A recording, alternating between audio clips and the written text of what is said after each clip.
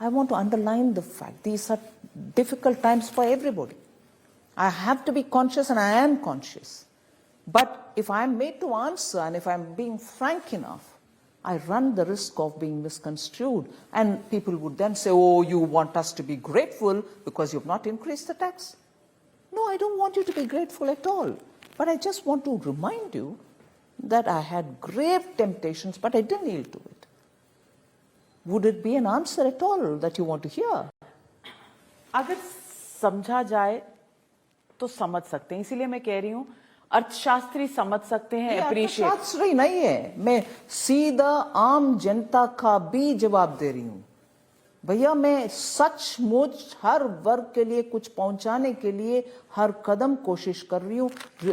Lockdown के समय, उसके बाद भी हर सेक्टर, छोटे मोटे बिजनेस चलाने वाले के लिए 5 लाख तक इस बजट के द्वारा 50,000 और ऐड करके 5 लाख तक सॉवरेन गारंटी के साथ आपको एक्स्ट्रा पैसा लो, आपके बिजनेस चालू रखो, उसके लिए अलग सिक्योरिटी देने का आवश्यकता नहीं है। मैं गारंटी स्टैंड कर रही हूं, मतलब सरकार गारंटी स्टैंड कर रही है। ये सब भी आम जनता के लिए ही हम कर रहे हैं।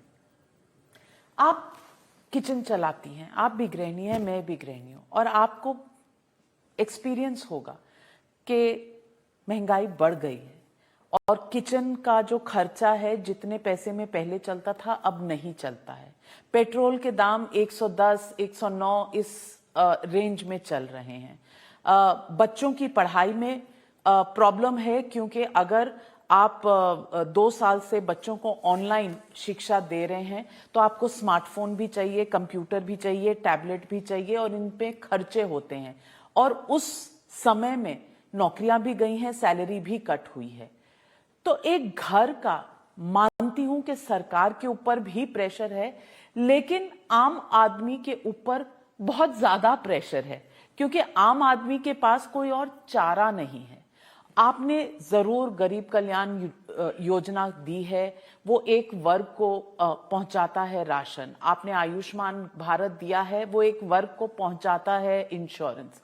अच्छी बात है, लेकिन मध्यम वर्ग का कहना ये है, मिडिल क्लासेस का कहना ये है कि हमारे भी खर्चे बढ़े हैं, हम भी कोविड से लाचार हैं, और हमारे भी हेल्थ एक्सपेंसेस गए हैं। कहीं होम लोन में, कहीं मेडिकल एक्सपेंडिचर में थोड़ा सा टैक्स की रियायत मिल जाती तो कुछ बोझ कम होता। क्या ये सोच आपके दिमाग में थी?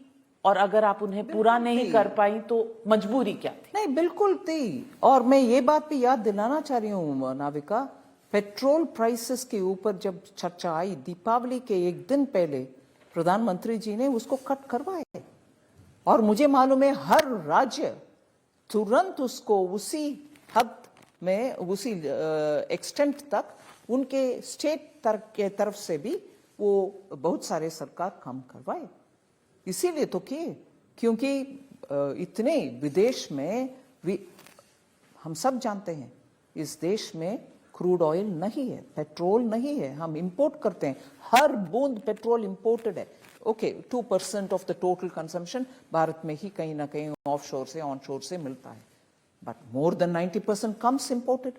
उसका बिल हम ही पे कर रहे हैं, ऑयल मार्केटिंग कंपनीज पे करते हैं।